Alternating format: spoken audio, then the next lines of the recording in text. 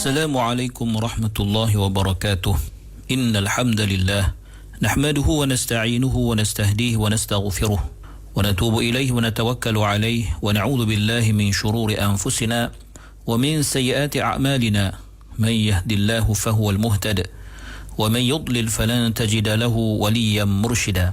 Ashhadu an la ilaha illallah wahdahu la sharika lah wa anna sayyidana Muhammadan 'abduhu wa rasuluh وصفيه من خلقه وحبيبه بلغ الرسالة وأدى الأمانة ونصح الأمة وكشف الغمة وجاهد في الله حق جهاده حتى أتاه اليقين. اللهم صل على سيدنا محمد وعلى آله وصحبه وبارك وسلم. أما بعد. Muslimin muslimat, sahabat pendengar IKIM yang dirahmati Allah Subhanahu wa taala.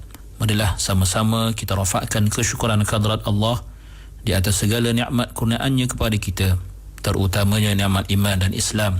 Dan marilah sama-sama kita bersyukur dengan mentaati segala perintah Allah, melaksanakan segala suruhannya dan menjauhi segala larangannya. Mudah-mudahan Allah Subhanahu wa taala sentiasa memberikan taufik dan hidayahnya kepada kita, menjadikan kita hamba-hambanya yang sentiasa bersyukur dan bertakwa kepadanya. Muslimin muslimat yang dirahmati Allah, kita berada pada ayat yang ke-12 daripada surah An-Nisa. Allah berfirman, A'udzu billahi minasyaitonir rajim. Walakum nisfu ma taraka azwajukum illam yakul lahunna walad.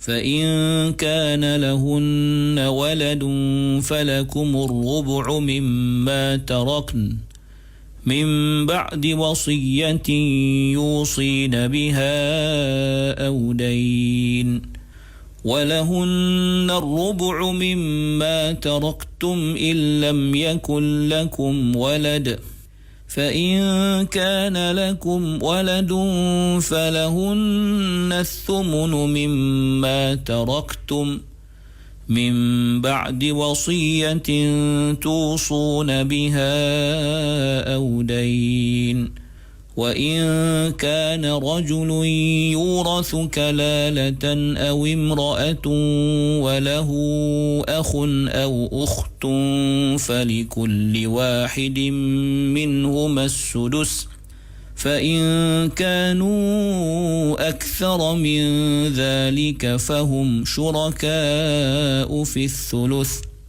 من بعد وصية يوصى بها أو دين غير مضار وصية من الله والله عليم حليم. Yang bermaksud, dan bagi kamu 1/2 daripada harta yang ditinggalkan oleh isteri-isteri kamu jika mereka tidak mempunyai anak. Tetapi jika mereka mempunyai anak, maka kamu beroleh 1/4 daripada harta yang mereka tinggalkan, sesudah ditunaikan wasiat yang mereka wasiatkan dan sesudah dibayarkan hutangnya. Dan bagi mereka, yakni isteri-isteri pula, 1/4 daripada harta yang kamu tinggalkan jika kamu tidak mempunyai anak. Tetapi kalau kamu mempunyai anak, maka bahagian mereka, yakni isteri-isteri kamu, ialah 1/8 daripada harta yang kamu tinggalkan, sesudah ditunaikan wasiat yang kamu wasiatkan dan sesudah dibayarkan hutang kamu. Dan jika si mati yang diwarisi itu lelaki atau perempuan yang tidak meninggalkan anak atau bapa, dan ada meninggalkan seorang saudara lelaki seibu atau saudara perempuan seibu, maka bagi tiap-tiap seorang daripada keduanya ialah 1/6. Kalau pula mereka, yakni saudara-saudari yang seibu itu lebih daripada seorang, maka mereka bersekutu pada 1/3, yakni dengan mendapat sama banyak lelaki dengan perempuan, sesudah ditunaikan wasiat yang diwasiatkan oleh si mati dan sesudah dibayarkan hutangnya. Wasiat-wasiat tersebut hendaklah tidak mendatangkan mudarat kepada waris-waris. Tiap-tiap satu hukum itu ialah ketetapan daripada Allah. Dan ingatlah, Allah Maha mengetahui lagi Maha penyabar. Muslimin muslimat yang dirahmati Allah Subhanahu wa taala. Dalam ayat ini Allah menjelaskan pembahagian harta pusaka yang ada kaitannya dengan al-azwaj, iaitu pasangan suami ataupun isteri. Allah berfirman, A'udzubillahi minasyaitonir rajim, walakum nisfu ma taraka azwajukum illam yakul lahunna walad fa in kana lahunna waladun falakumur rubu'u mimma tarakn. Iaitu bagi kamu wahai lelaki-lelaki separuh atau setengah daripada harta yang ditinggalkan oleh almarhumah isteri-isteri kamu. Sekiranya bagi mereka itu atau tiada bagi mereka itu sebarang anak, sama ada anak lelaki maupun anak perempuan, sama ada seorang ataupun ramai, sama ada anak itu daripada kamu ataupun daripada suaminya yang lain, maka sekiranya isteri-isteri kamu itu punya anak, maka bagi kamu wahai lelaki 1/4 daripada apa yang ditinggalkannya daripada hartanya. Maka kita dapat simpulkan terdapat dua keadaan, iaitu bagi seorang lelaki atau seorang suami yang kematian isterinya.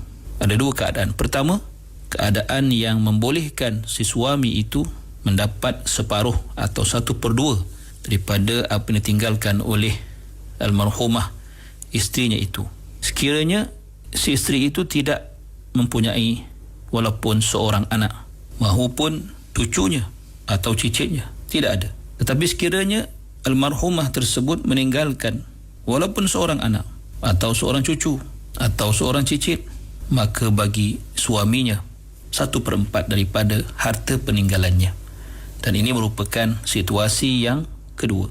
Dan kemudian Allah berfirman, min ba'di wasiyati yusina biha aw dain. Bermaksud bagi kamu wahai lelaki-lelaki, hak kamu daripada harta peninggalan almarhumah isteri kamu atau isteri-isteri kamu hanyalah setelah diselesaikan wasiat dan ditunaikan segala hutang yang tertanggung ke atas si mati. Bermaksud tidak boleh diambil sebarang harta sebagai pewarisan, melainkan setelah diselesaikan wasiat dan juga hutang. Kemudian Allah jelaskan pula tentang bahagian bagi isteri atau bagi wanita yang kematian suami. Allah berfirman, walahunna ar-rubu'u mimma taraktum illam yakul lakum walad fa in kana lakum waladun falahunna ath-thumunu mimma taraktum. Bermaksud bagi isteri-isteri 1/4 daripada harta yang ditinggalkan oleh almarhum suami mereka. Kiranya almarhum tidak ada walaupun seorang anak ataupun maupun seorang cucu ataupun seorang cicit, tidak ada, maka ketika itu bagi isteri tadi 1/4 daripada harta peninggalan. Tetapi sekiranya bagi suaminya itu ada anak atau ada cucu, kalau tidak ada cucu ada cicit, maka bagi isteri-isteri itu hanyalah 1/8 daripada harta peninggalan si mati. Maka kita lihat bahagian bagi isteri itu dapat kita saksikan ia adalah separuh daripada ketentuan bagi suami. Dan ini merupakan suatu kaedah yang umum dalam pembahagian harta pusaka jika melihat kepada jantina lelaki dan perempuan, melainkan dalam keadaan-keadaan tertentu yang dapat kita lihat penjelasannya dan perinciannya dalam ilmu al-faraid ataupun ilmu al-mirath. Kemudian Allah menjelaskan lagi min ba'di wasiyatin tusuna biha aw dain. Bermaksud urusan pembahagian harta pusaka bagi isteri itu tidak dapat atau tidak boleh diselesaikan dan ditunaikan sehinggalah atau selepas ditunaikan terlebih dahulu wasiat si suami dan juga dijelaskan dan dilunaskan harta-harta beliau. Muslimin muslimat yang dirahmati Allah. Kemudiannya Allah menjelaskan pula pewarisan harta yang berkaitan dengan adik-beradik, tapi adik-beradik seibu. Allah berfirman, A'udzu billahi minasyaitonir rajim. وإن كان رجل يورث كلالة أو امرأة وله أخ أو أخت فلكل واحد منهما السدس فإن كانوا أكثر من ذلك فهم شركاء في الثلث. Di dalam ayat ini Allah menjelaskan tentang al-kalalah. Apakah itu al-kalalah? Al-kalalah bermaksud al-qarabatu min ghairil usul wal furu', iaitu hubungan persaudaraan kerabat bukan daripada jalan usul ataupun jalan furu', iaitu cabangnya. Apa maksudnya? Kita lihat selepas ini. Al-Imam Az-Zamakhsyari menyebut dalam tafsirnya Al-Kashaf, sekiranya ditanyakan kepadamu apakah dia al-kalalah, aku katakan bahawa ia merujuk kepada satu daripada tiga, iaitu merujuk kepada seseorang yang tidak ada anak atau tidak meninggalkan anak maupun tidak meninggalkan ayah. Tidak ada ketika matinya dia tidak ada sebarang anak maupun tidak ada ayah.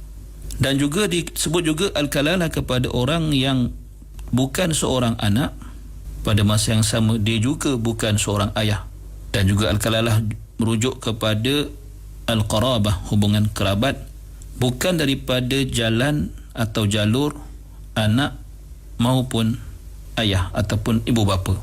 Maka maksud kalalah dalam ayat ini ialah sekiranya seorang lelaki yang diwarisi hartanya itu dalam keadaan ia itu kalalah, iaitu tidak meninggalkan anak maupun dia juga tidak meninggalkan ibu bapa ataupun ayah, tidak meninggalkan anak atau bapa. Muslimin dirahmati Allah, dalam ayat ini Allah Ta'ala menyebut wa in kana rajulun yurathu kalalatan aw imra'atun wa lahu akhun aw ukhtun, wa lahu akhun aw ukhtun, baginya ada saudara lelaki ataupun perempuan.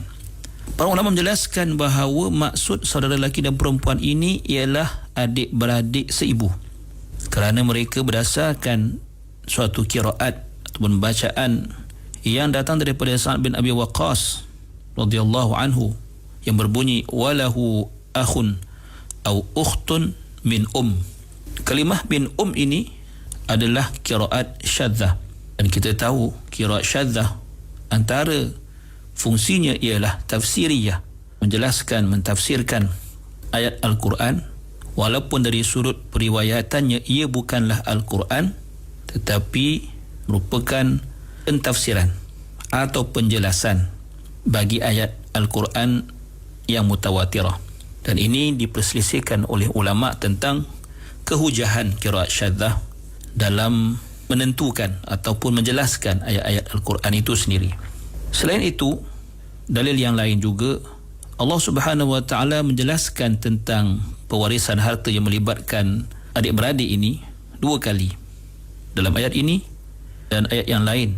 Itu ayat terakhir daripada surah An-Nisa yang sedang kita teliti ini juga, yang berbunyi yastaftunaka qulillahu yuftikum fil kalalah. Boleh tuan-tuan rujuk ayat yang terakhir daripada surah An-Nisa. InsyaAllah akan kita jelaskan dalam pertemuan yang akan datang. Aqulu qawli hadha wa astaghfirullahal azim li wa lakum. Wassalamu alaikum warahmatullahi wabarakatuh.